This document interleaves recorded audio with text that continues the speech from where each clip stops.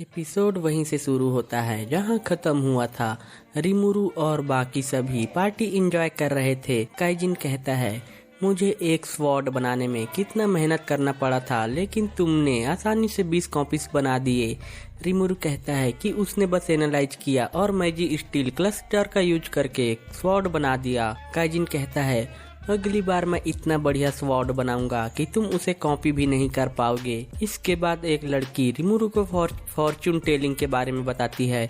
वो एक ग्लास के बॉल जैसी चीज का यूज करती है। हम उस ग्लास के अंदर एक लड़की को देखते हैं। ये लड़की रिमुरु को बताती है कि वो उससे फ्यूचर में मिलने वाला है। तभी वहाँ मिनिस्टर वेस्ता आता है और काइजिन से कहता है कि क्या उसे यहाँ ऐसे टाइम वेस्ट करना चाहिए। ये वही मिनिस्टर है जिसने काइजिन को 20 स्वॉर्ड बनाने का ऑर्डर दिया था। वेस्ता कहता है कि काइजिन को यहाँ टाइम वेस्ट करने के बदले स्वॉर्ड को पूरा करना चाहिए। काइजिन कहता है कि उसने काम पूरा कर लिया और उन्हें भिजवा भी दिया।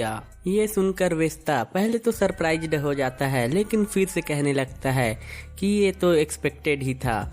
रिमुरु को इसके लक्षण ठीक नहीं लगते। तभी वेस्ता की नजर रिमुरु पर पड़ती है और वो कहता है कि इस तरह के लो लेवल मॉन्स्टर को ऐसी जगह पर नहीं लाना चाहिए। एक लड़की उसे शांत कराते हुए कहती है कि वो रिमुरु एक हार्मलेस मॉन्स्टर है और वो एक वेस्ता को एक ड्रिंक देती है। वेस्ता उस ड्रिंक को रिमुरु के ऊपर गिराते हुए कहता है कि एक लो लेवल के मॉन्स्टर के साथ ऐसा ही होना चाहिए। लड़कियों को अपने लिए परेशान होता देख रिमुरु कहता है कि वो ठीक है और मन में सोचता है कि अगर उसने कुछ किया तो वो काइजिन और इस बार के लिए प्रॉब्लम खड़ी कर देगा, इसलिए वो कुछ नहीं करता। तभी अचानक काइजिन गुस्से से उठता है और वेस्ता के फेस पे एक जोरदार पंच मारता है। वेस्ता कहता है कि वो एक मिनिस्टर है, काइजिन उसके साथ ऐसा नहीं कर सकता। तो काइजिन कहता है, मेरे गेस्ट को ऐसे ट्रीट करने के लिए मैं बदला लेकर रहूंगा, और वो उसे एक और पंच मारता है। रिमुरु कहता है कि वो एक मिनिस्टर है, वो तुम्हारे लिए प्रॉब्लम खड़ी कर सकता है। काइजिन कहता है, तुम्हें एक स्किल्ड आर्टिशियन की जरूरत थी, तो मैं तुम्हारे साथ चलने के लिए तैयार हूँ। ये सुनकर रिमुरु बहुत खुश होता है। फिर इसके बाद हम देखते हैं कि काइडो, काइजिन, रिमुरु और इन तीनों को अरेस्ट करके सेल ले जा रहा था। काइडो पूछता है कि वो क्या कर रहा था, तो काइजिन कहता है कि वो बेवकूफ रिमुरु के साथ बुरा व्यवहार कर रहा था, इसलिए मैंने बस उसे थोड़ा सा सबक सिखा दिया। काइडो कहता है, तुम्हें पता है कि हम मिनिस्टर के साथ ऐसा नहीं कर सकते, बुरा मत मानना, लेकिन मुझे तुम्हें ट्रायल तक अरेस्ट करके सेल में रखना होगा। इसके बाद हम सेल के अंदर का सीन देखते हैं। गुप्ता अब भी सो रहा था और काइजिन सबसे माफी मांगता है क्योंकि उसकी वजह से इन्हें भी यहाँ आना पड़ा। वो लोग कहते हैं कि उसे परेशान होने की जरूरत नहीं, और रिमुरु पूछता है कि क्या उनके लिए ट्रायल रखा जाएगा। काइजिन कहता है, हाँ शायद, लेकिन चिंता मत करो, हमें एक्सक्यूट नहीं किया जाएगा, शायद सिर्फ फाइन देना पड़ सकता है। रिमुरु कहता है, वो मिनिस्टर शायद हमें इतनी आसानी से बचने नहीं देगा। तो काइजिन कहता है, मैं पहले इस नेशन के किंग गाजियल ड्वार्गो के नीचे काम करता था और मैं आर्मी का कैप्टन और वेस्ता मेरा असिस्टेंट था। वो पहले से ही मुझसे जलता था और फिर मैजिक सोल्जर नाम का एक प्रोजेक्ट शुरू हुआ था जिसे कंप्लीट करने का प्रेशर वेस्ता के ऊपर था, लेकिन वो प्रोजेक्ट फेल हो गया। वेस्ता ने फेलर का इल्जाम मेरे ऊपर लगा दिया और सारे सोल्जर को अपनी ओर कर दिया, इसलिए मैंने आर्मी छोड़ दिया। वो अब भी मुझसे जलता है और मेरे लिए मुसीबत खड़ी करता है, लेकिन असल में वो एक बुरा आदमी नहीं है, बस मेरी और उसकी जमती नहीं।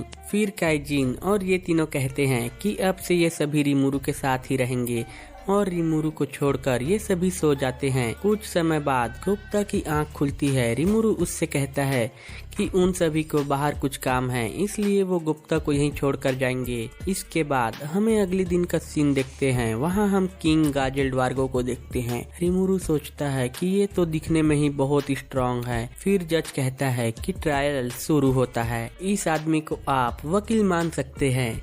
ये कहता है कि वेस्ता ड्रिंक कर रहे थे, तभी काइजिन और उसके गैंग ने उन पर अटैक कर दिया। काइजिन रिमुरु से कहता है कि वेस्ता ने इसे खरीद लिया। फिर वेस्ता इन्हें कड़ी से कड़ी सजा देने की मांग करता है। जज काइजिन को 20 साल के लिए और इन तीनों को 10 साल के लिए माइन में काम करने का ऑर्डर देता है, लेकिन तभी किंग जज को रोकता है और काइजिन से पूछता है कि क्या वो अपने पिछले रैंक में आना चाहता है। काइजिन माफी मांगते हुए कहता है कि उसे अपना मास्टर मिल चुका है और वो अब उसे किसी भी हालत में नहीं छोड़ना चाहता। तो किंग जजमेंट सुनाता है कि काइजिन और उसके दोस्तों को नेशन से निकाला जाता है। रिमुरु नोटिस करता है कि किंग उदास लग रहा है और काइजिन के आंखों में भी आंसू हैं। फिर सभी लोग यहाँ से चले जाते हैं, सिर्फ किंग, वेस्टा और जज होते हैं।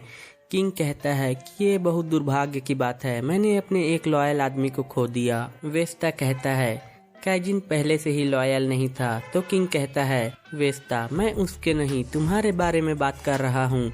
मैंने सालों इंतजार किया कि तुम कब मुझे मैजिक सोल्जर वाले इंसिडेंट के बारे में सच बताओगे। फिर जज वेस्टा को एक पोशन दिखाता है और किंग कहता है कि ये पोशन 100% हील कर सकता है। वेस्टा हैरानी से कहता है कि हमारी मोस्ट एडवांस पोशंस भी सिर्फ 98% हील कर सकता है। किंग कहता है कि इस पोशन उस स्लाइम मॉन्स्टर ने दिया है और तुम्हारे एक्शन से हमारा रिश्ता उस स्लाइम से बिगड़ सकता था। क्या तुम अब भी कुछ कहना चाहते हो? वेस्टा के आंखों से आंसू आ जाते हैं और वो कहता है कि वो बस किंग के काम आना चाहता था। किंग वेस्टा को उसके सर्विस के लिए थैंक यू कहता है और उसे ऑर्डर देता है कि अब से वो अपना फेस न दिखाए। इसके बाद हम देखते हैं कि काइडो, रिमुरु और बाकी सभी को अलविदा करता है और फिर हम किंग को फिर से देखते हैं। किंग अपने एक स्पाई को रिमुरु पर कड़ी नजर रखने के लिए कहता है क्योंकि किंग ने रिमुरु के पावर को सेंस कर लिया है। और ये एपिसोड यहीं पर खत्म हो जाता है।